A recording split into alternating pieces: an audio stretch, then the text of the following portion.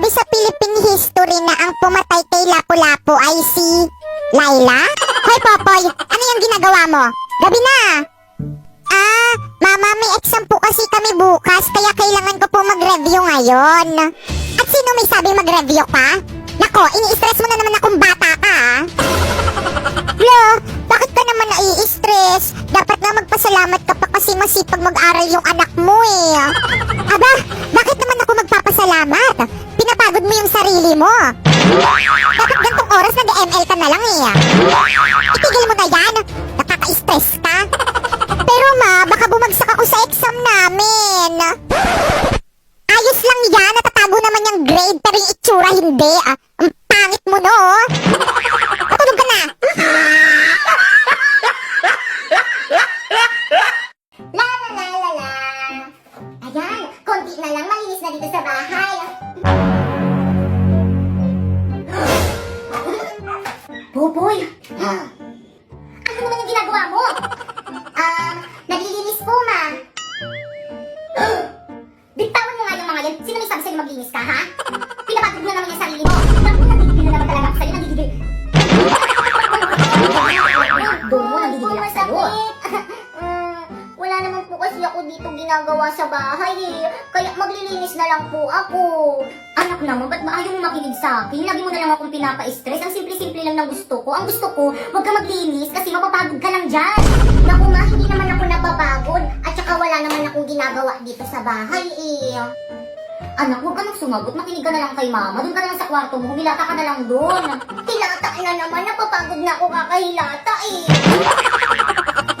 So guys, kasama natin ngayon si Bembem. So ang gagawin natin ngayon is magpapaiyak tayo ng pamangkin. Bembem.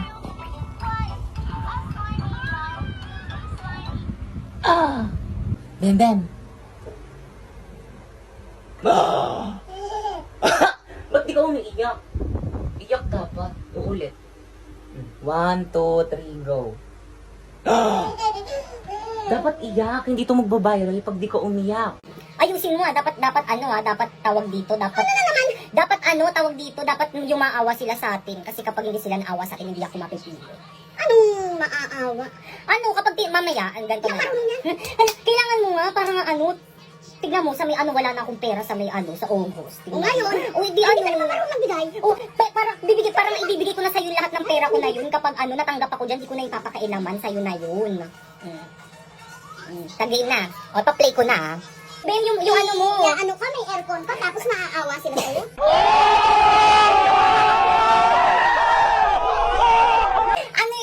Natin, tawag dito, alisin natin. Ko na lang yan, lalagyan ko na lang yan ng emoji mamaya. Aalisin natin yan mamaya. Mag-hi ka rin. Game 1, 2, 3, go. Hi po. Hi, my name is Popoy Malyari at saka, ito po yung audition ko po para po sa may scholarship po namin. Mama, huwag ka na umalis. Last na talaga, last na. Tumatawa. Kasi nakatawa ko sa mukha mo Hi guys, my name is Popoy Malyari and ito po yung audition ko po para po sa my scholarship ko po. And tawag dito, kailangan po talaga namin, kailangan ko po talaga ng scholarship kasi po napagkahirap lang po namin. Ayun. Diba ma? Umuo ka. Oo, sabi. Mahirap lang po kasi kami kaya tawag dito, hindi naman po siya sobrang hirap. So yun, nakakaiyak lang po kasi.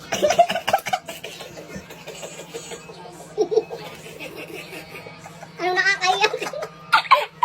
Ikakat na lang natin yan. Nalulungkot lang po ako. Kaya ko po kailangan po ng scholarship kasi po hindi na po ako nabibigyan nito ni mama ng baon kasi po mahirap lang po kami. Tapos yung trabaho po ni mama is tawag dito, taga-benta po ng kabaong. Diba ma? Tapos Dealer ng St. Peter? Dealer, taga-benta po siya ng kabaong po sa may St. Peter. Kaya kailangan po namin ng tawag dito. Kailangan ko po ng scholarship po. Opo. Tapos po siya. Nung name doon, naiiyak ako. Mag-iyak ka rin para maawa sa'yo. Para maawa sa atin. Bakit ikaw lang? Dapat malungkot ka rin. Dapat parang iyak-iyak din. Para di yan maawa sa atin. Iyak ka din. Ba naman? Mag-iyak ka din. Ay, dami artista ka? Oo. Sa'yo ko nga naman yung pagiging madrama, tapos ayaw mo mag-iyak. At saka po paminsan, tawag dito, namamalibos na lang po siya dun sa may...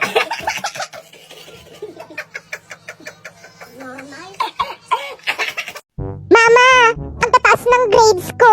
Puro line of 9. 94 ang pinakamataas ko. Tignan mo. So, ano naman ngayon? Di naman makakain yan eh. Lo, di mo man lang ba ako bibigyan ng prize? Aba, bakit? Nagpapalaro ba ako? Mama, puro palakul po yung grade ko. Sorry po. Naku, Popoy, okay lang yan. Alam mo ba, nung nasa edad mo ako, 75 lang yung grades ko, pero masaya na ako. Talaga po, Mama? Oo, kaya. Kung ano lang yung kaya ng utak mo, okay na yun. Congrats, anak. Thank you, Mama. Pero Mama, may line of 9 naman po ako, kaso isa lang, 95. 95 ang pinakamataas na grade ni Popoy. Ang taas! Wow! Ang taas niyan, anak! Sinasabi ko na nga ba, mas magaling ka kasi sa ate mo. 95 ang pinakamataas mo, yung sa ate mo 94 lang. Patingin nga ako ng card mo. Homeroom? Popoy, tara labas ka, laro tayo nila budang. O sige, magpapaalam lang ako. Ma! Laro ako sa labas. Nakikita mo bang ang tirik ng araw, tanghaling tapat? Matulog ka! Tara na, Poy! Oo nga, tara na, ang tagal mo. Ayaw akong payagan ni Mama lumabas eh. Ah, kawawa. Sige, itatago namin yung tsinelas mo. Ble, ble. Mama! Ano? Matulog ka dyan. Pagbilang ko ng 3, hindi ka pa natutulog. Makakatikim ka talaga sa akin.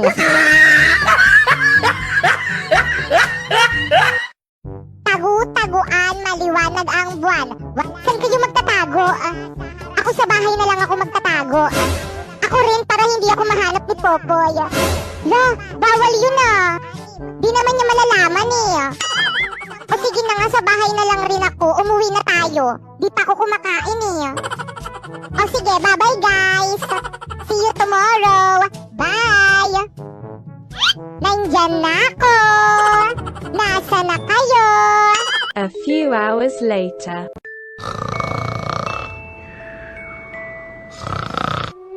Nasaan na ba kayo? Ang layo ko na sa bahay.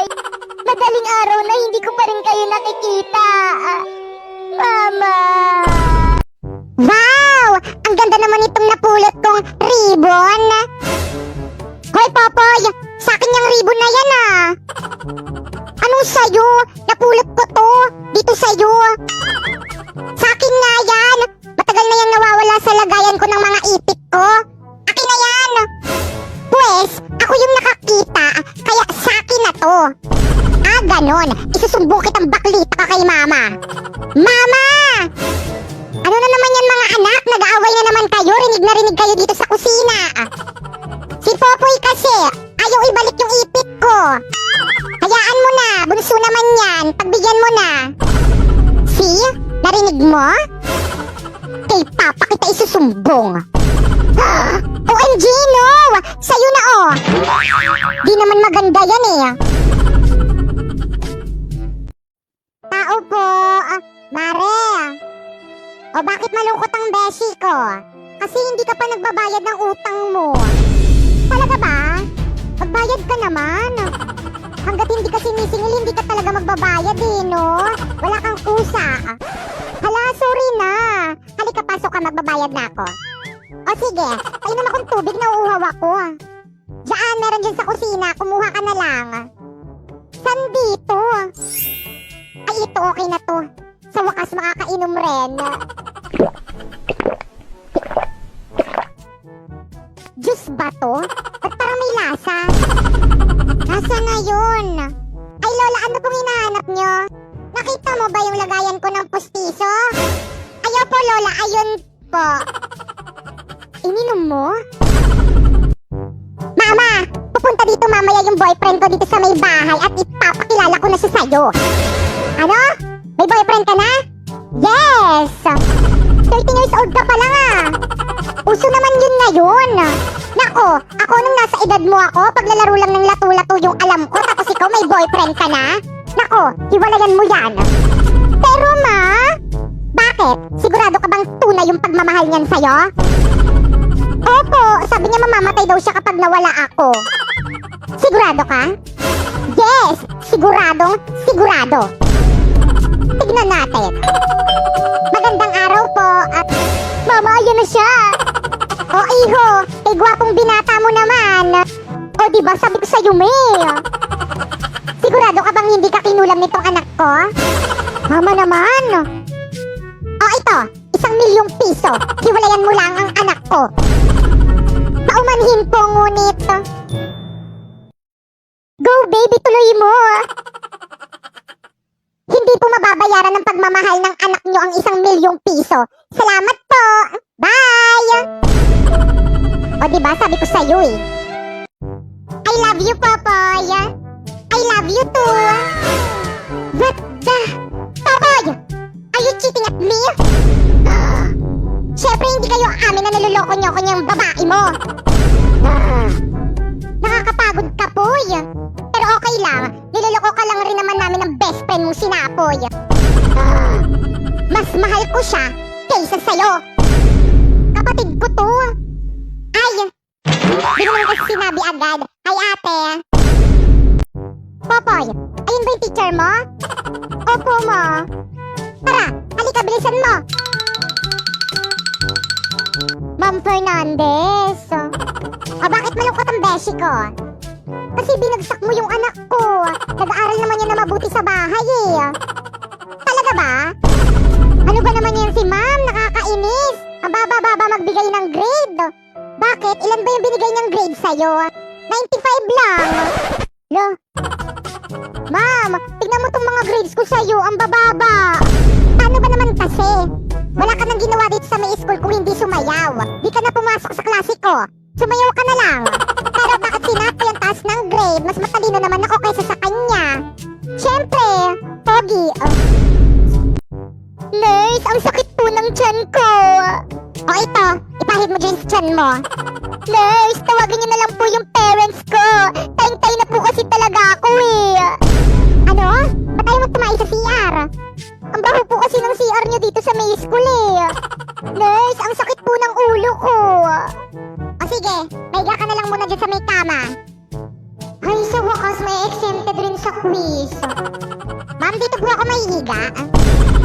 Ma'am, tulong, naputol po yung kamay ni Pupoy. Ay, hala, ang harap nyo kasi. O ito, idikit nyo. Scotch tape. Nasaan na yung naputol na kamay? Ay, nakalimutan po sa classroom. Kailangan pa po ba yun? Aba, natural.